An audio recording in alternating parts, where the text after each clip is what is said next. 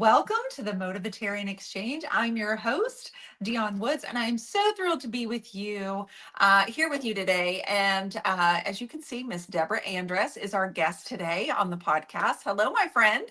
Hello, how are you today?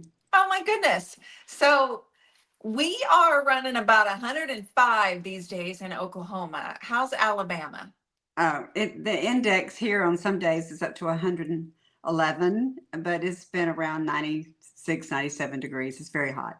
Well, we are hot all over. I think the whole country is pretty warm this week. It's a pleasure to be able to be inside though and talking with you all. So if you are new here to the podcast, this was kind of created to talk about motivation. And really that's a huge aspect of what this is really about. But I love to bring guests on and share what motivates them. How are they motivated? Some of us are motivated by curiosity. Some of us are motivated by compassion, community, and all of us are so different. So this is a place where you can come and maybe spark new ideas, maybe find new community.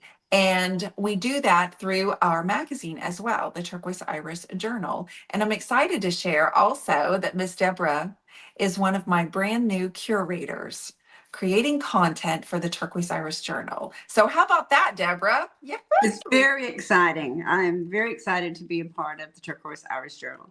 I've received this magazine for, oh my gosh, 2 or 3 years now, and to be a part of it is just such a blessing for me. Well, it's a blessing for us too. And we're going to talk about that here in just a few minutes too, because you just finished up your Nana's camp, and we're going to dive into that here in just a few minutes too. Okay. But before we get into that, Deborah, I want you to tell everybody a little overview about what you do, where you're from, and how do you describe yourself? I'm Deborah Watson Andress. I'm from South Alabama, from a little town called Andalusia. We're known for the Christmas in the Park that we have every year. And we're also known for some of the beautiful lakes that are around our community. I have been inspired so much my entire life by the coastal waterways of Alabama. So a lot of my art is inspired by the water and by the countryside in Alabama. I've lived here my entire life. I've traveled in several places around the country and the world, and I've just always been so inspired by where I live. And I've never really had a desire to live anywhere other than here. But I am called the Tattered Artist online. I created this name initially because I was noticing that my daughters and some of my friends were going through a period of their life where they just thought they were lost, or they felt unsure about what was coming next.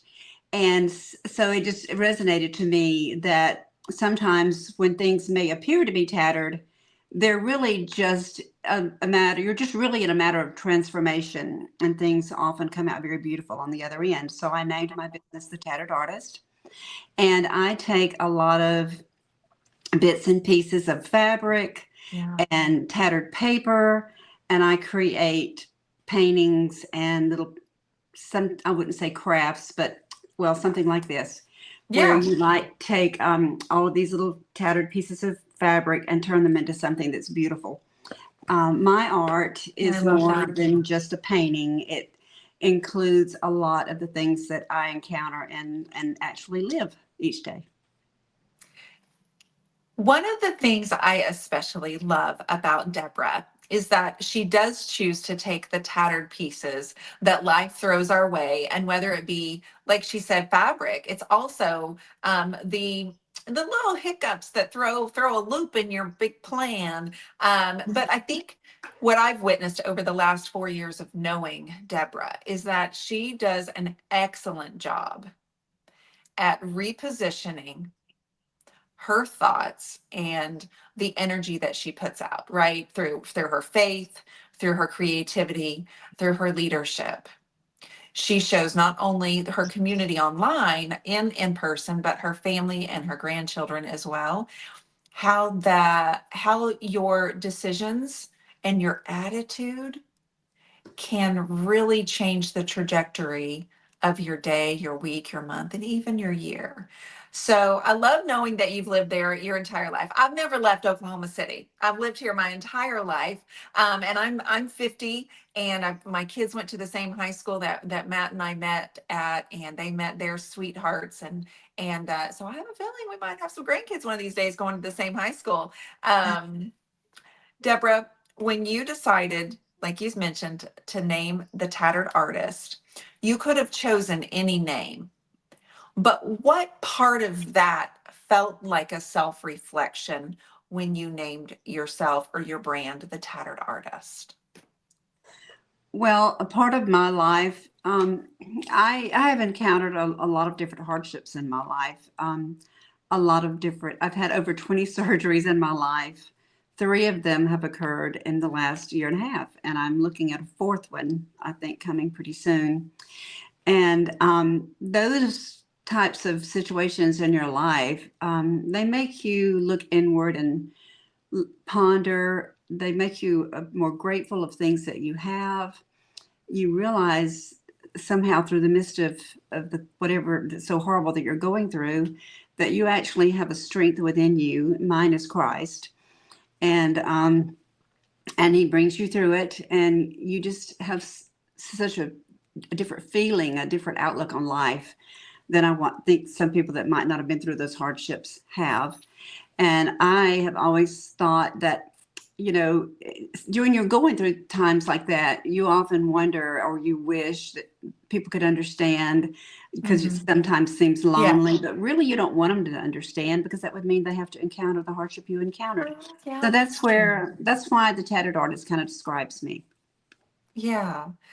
Thank you for that reminder as well. When you were just a youngin', okay, when you were just 9, 10, 11, 12, Deborah, what did you want to be when you grew up? What did you dream about? Or did you even know you could dream? Like, did you know that? Oh, I did. Yeah. My mother was a strong proponent of you can be anything that you set your heart's desire to be as long as you'll work for it.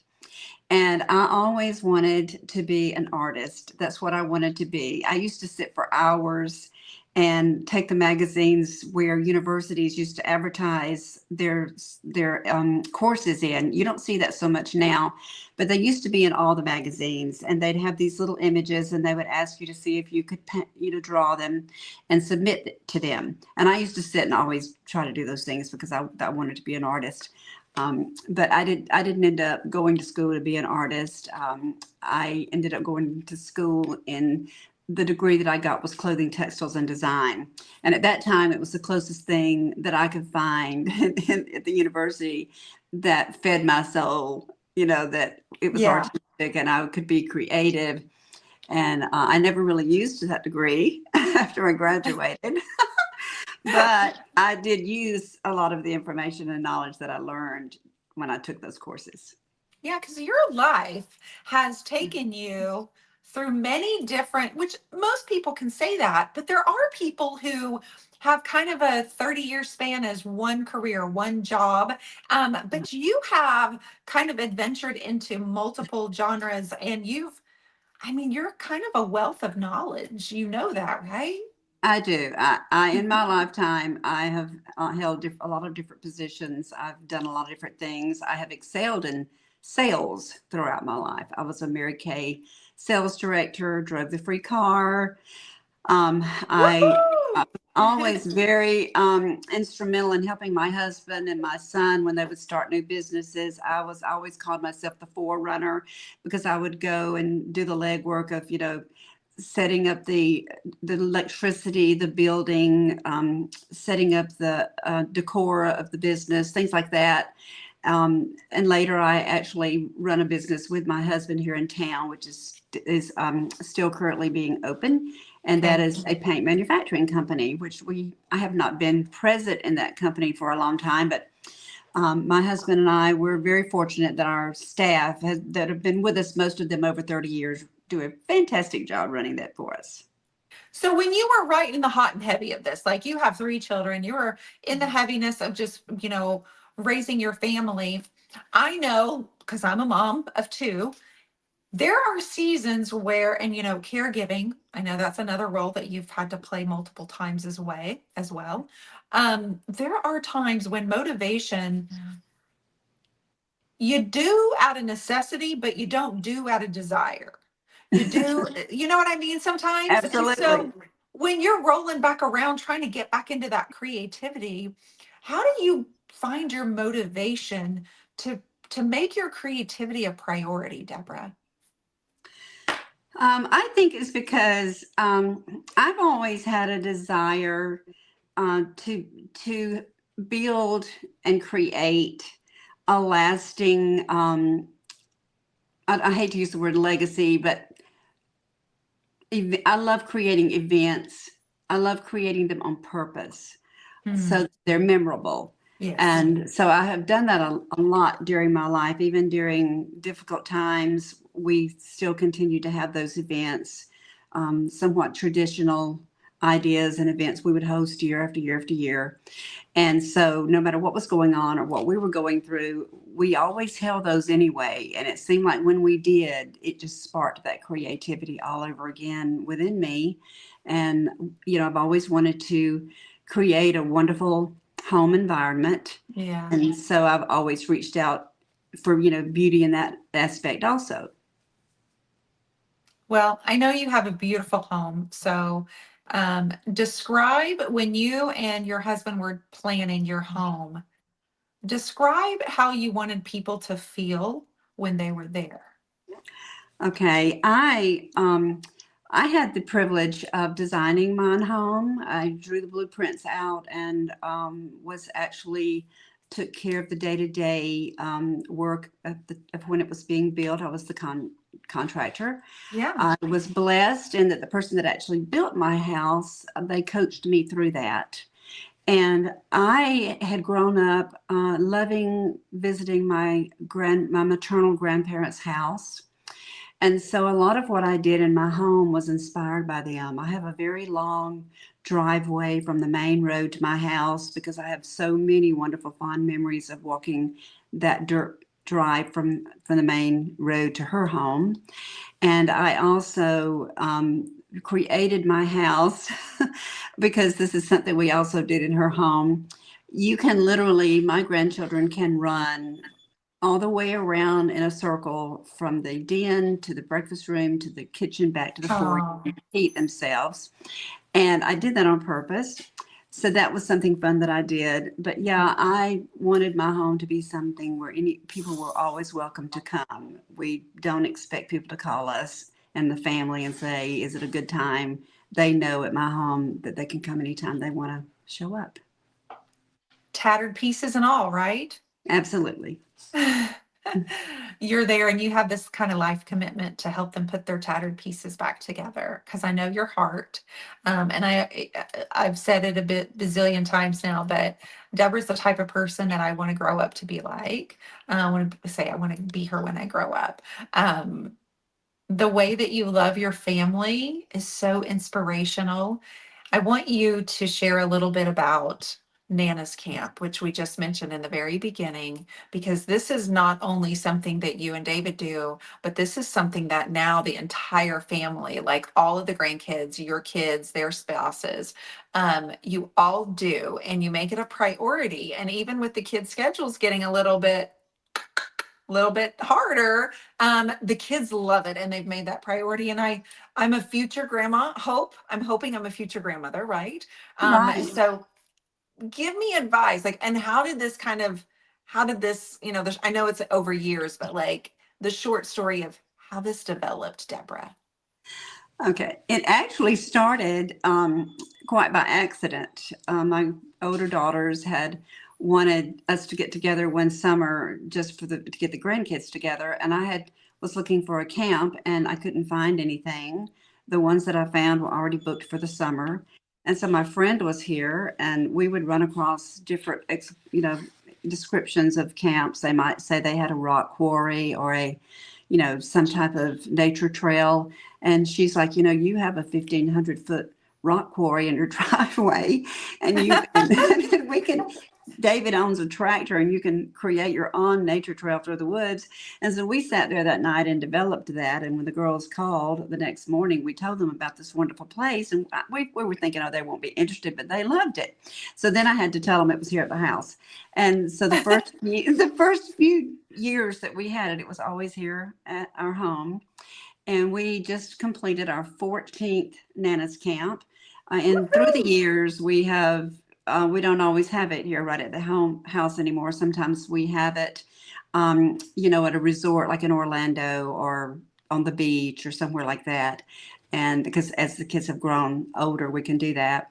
And we have never missed a single summer. And it occurred to me this summer that my grandchildren, not a single one of them has ever missed Nana's Camp.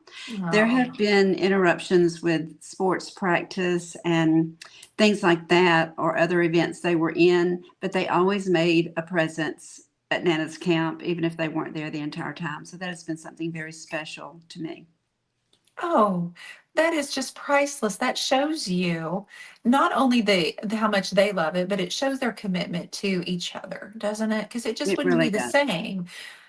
And I don't know what this is going to look like. I don't want anybody to be sad about it because people grow up and they leave and everything. But the memories, the things that you're doing, the pieces of that they will cherish forever. And I have no doubt that maybe they're going to continue this on and on and on and on and on, right? Like that's your legacy building right now, Deborah, right?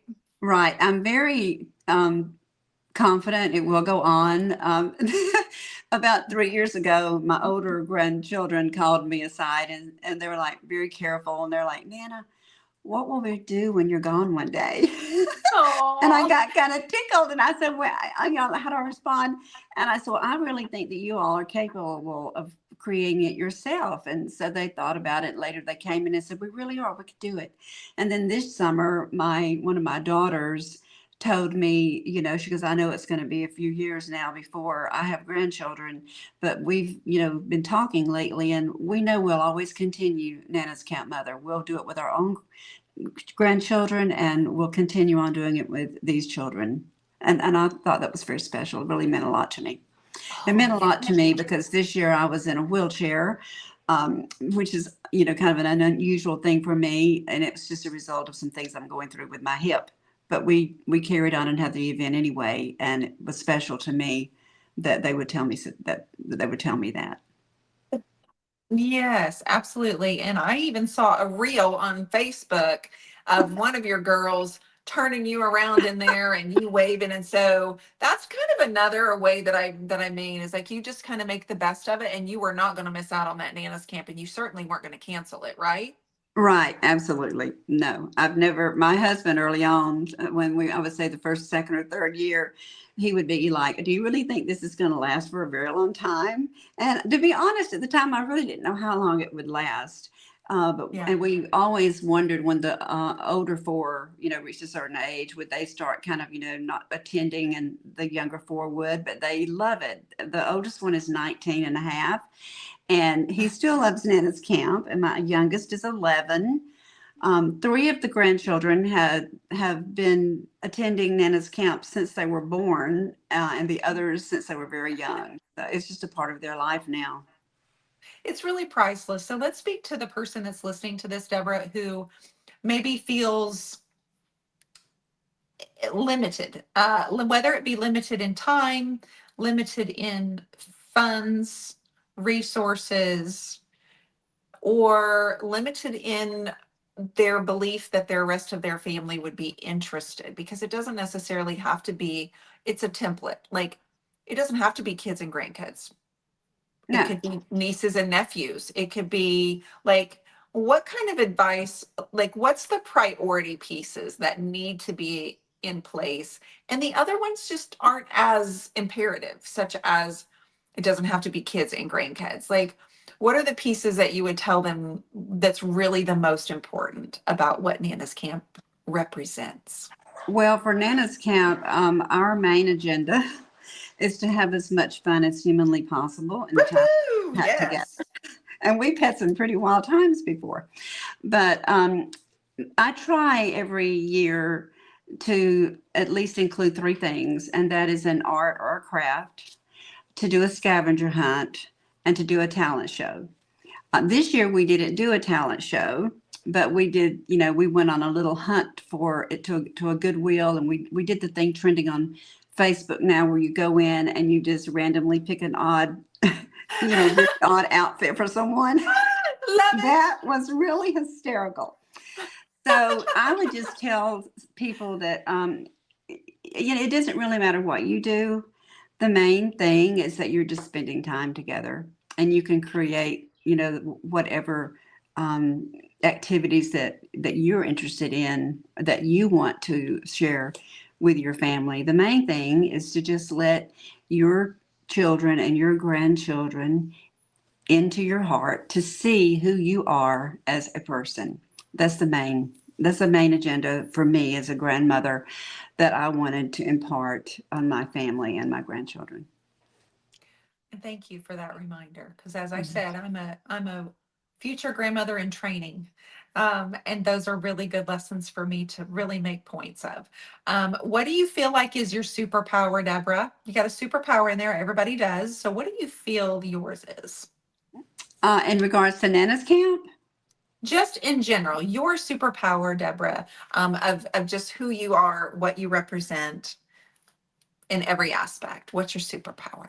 I think that what mine is that I feel like I have the ability to connect and see other people's heart, and what I often see details that other people miss as to whether something is bothering a person or how they're reacting to something. I usually pick on that before other people do, and I just have a desire in my heart to to speak with other women and let them know that whatever chapter they happen to be living in at the moment, that it matters, that their heart, their soul, who they are as a person matters, and that it's just never too late to reach your goals, your dreams, and to grow into the person that you want to become. That's a good one. We need those superpowers in our life. So if someone is brand new, and I know you've been in this creative community of mine for a while, you've taken Empowered by Design, you're in Creative Connection, you've been all the way through the leadership circle, and you're currently on my leadership circle, not only a curator for the magazine as we're building that out as well. Um, what do you plan that you could share for the upcoming 6 months, the upcoming year? What do you want people to know about Deborah Andress and the Tattered Artist? Well, I laugh because I've been planning this next 6 months now for about a year and a half. And every time I think I've nailed it down, I have another surgery. So, but overall, what I'm working toward, I'm working toward becoming more of a speaker and sharing my story more with different organizations of women. Also, I'm very, very excited about being a part of the Leadership and Story Studio and a curator for the Turquoise Hours Journal, because I've been a member of that for so long, and it just excites me that I can have a part in that now along with you. I Yes. also am hoping at some point to actually write a book. I've started putting together some chapters, and I would also am very excited about working more in some type of community at some point. Yeah, so I've been working with Deborah on speaking because I love the it's never too late. And I mean, get busy living, like just get busy. Like these surgeries that you've had three in the last year and a half, and you have maybe a next one coming up, it's not going to get you down. And even though you're down or quiet, you're Mhm. reflecting, you're planning, you're hopeful, you're staying in the game. And I think that's it. You may still have your jersey on, it might be on backward or inside out. Okay, but you're still wearing the jersey. You still came to play in this thing called life. And I think that's what a lot of people get so tripped up on, don't they, Deborah? They just get so discouraged. And I want our little messages in our community to have like this culture of no, no grandma left behind. I don't know. That's a very good quote. No grandmother left behind. Yeah, but I have had, I'm just, as normal as anyone else. I have my very discouraging crying times, but I try not to let that define me. And even now, knowing that I'm probably have a fourth surgery coming up, I'll awaken sometime in the morning crying, and then I will just say, no, not today, dear, not today. We're not going to do this today, because and sometimes people will ask me, how can I be laughing in the midst of this? And I usually say, because I don't have any more tears. But the truth of the matter is, it's just the way that I choose to be. I'm just being defiant.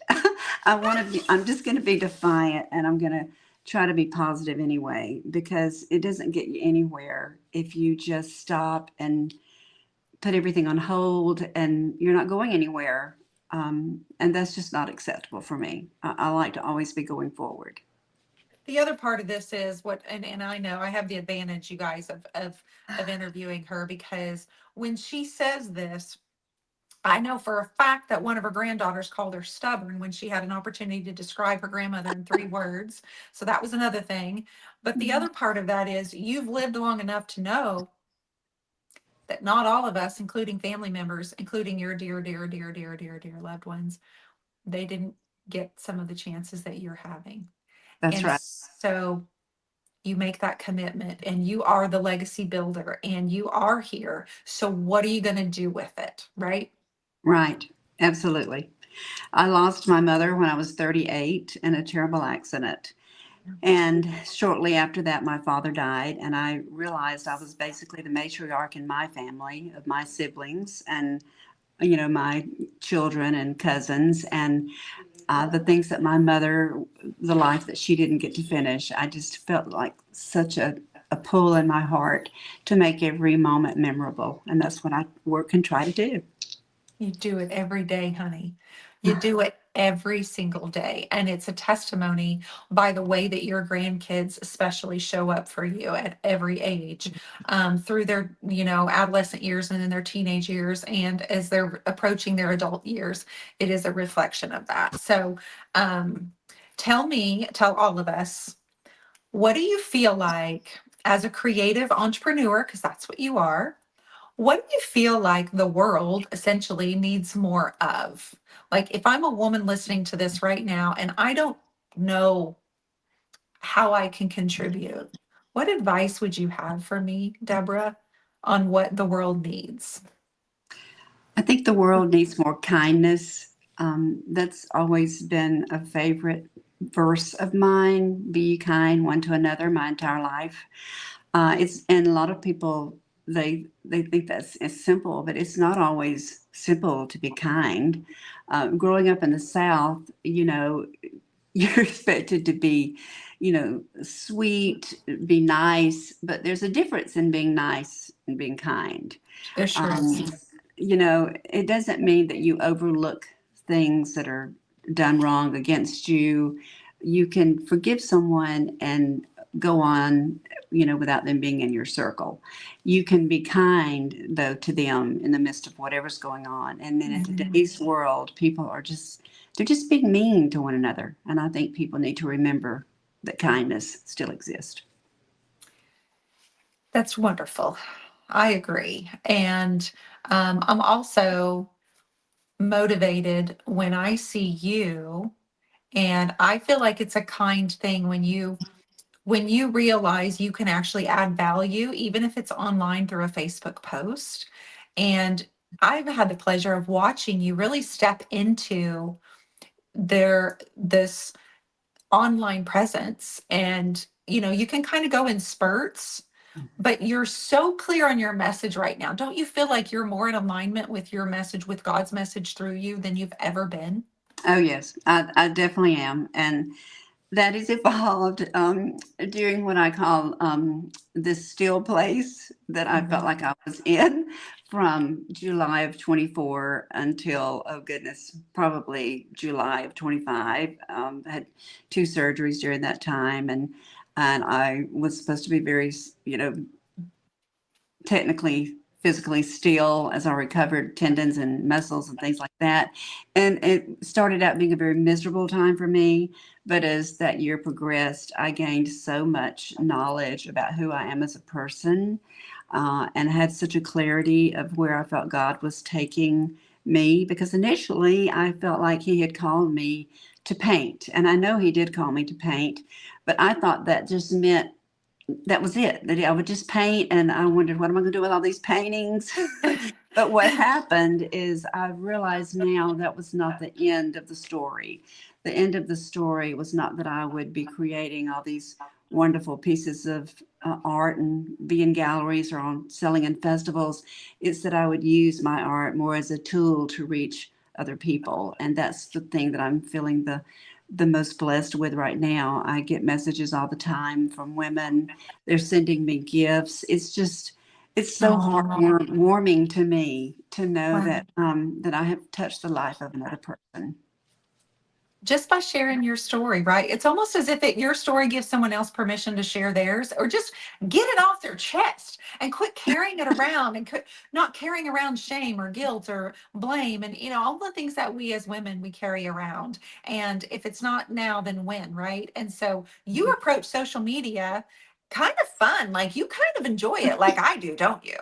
I, I absolutely love creating reels. I don't know why. But and I remember the first time I ever went live, I was terrified. And after I did it that one time, I thought it didn't kill me, and this was fun. And so that was years ago, but I really thoroughly enjoy going online. And I have recently had, just in fact, this week, my sister, I was telling her, I was like, I don't, and I was trying, you should never compare yourself with other people to begin with, because it just, that's only ego speaking. But Right. sometimes we all do it. And so I was telling her, I just don't know why I'm not growing as fast as some other people. And she says, well, Deborah, I think you're still hung up on not truly being yourself. She says, every one of us that know you closely, we know how funny you are and how silly you are. Just do it. And so the more I'm doing that, I'm finding that I'm having more fun and my engagement is growing. And so that's something that I'm going to be doing more of, because I've realized at this age of 71 that I have a voice and my voice matters. Let's And there are go. people who need to hear it. They need Let's to go. hear that it's okay to embrace wherever you are in life. You don't have to change yourself to be younger. You don't have to, look back and try to create something that happened in the past or correct it. Just go forward with where you are right now. Hmm. That's like a mic drop right there. Go forward where you are right now. The other piece of that is being somebody who I might not have gone through some of the things that you've gone through or yet. You give me hope. You give me and others listening and others watching this room to grow, and this room to have grace, and this room to reach out, that hey, I'm approaching something you've gone through. How could you, like, what do I do? And I know that you leave the door open for that kind of conversation with everybody that you meet. You really do lead in with that kind of kindness always. I've never seen anything else from you. Thank you. That means a lot to me. I strive to do that. I really do. It shows. Deborah, do you have a favorite scripture or quote or book or any kind of additional resource that you would want to share with our listeners? Well, my favorite verse is a simple one. It's in Ephesians, I think 4:11. It's always been, "Be ye kind one to another, just as Christ has been to you." Because otherwise, if you can't be kind to other people, how can you expect?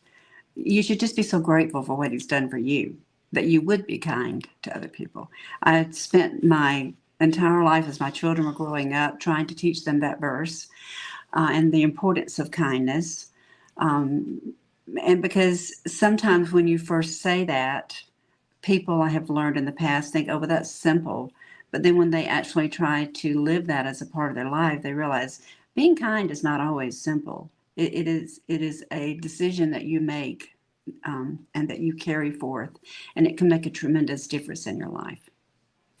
Also, you're so right because being kind actually takes more effort than being mean very often. Absolutely. And it shows your strength and your maturity emotionally than it does your weak. It actually, I see kindness meaning those are the strongest people because you have to choose that first, right? Yes, you have to choose it and enact it in spite of your feelings sometimes. That's You so know, your good. feelings will lie to you. They will tell you stories that aren't true.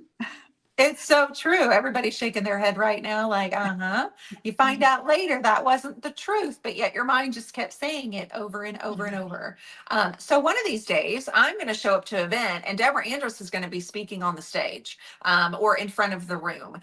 What would be your message that you would share? Like, just right off the like, what would I be showing up for?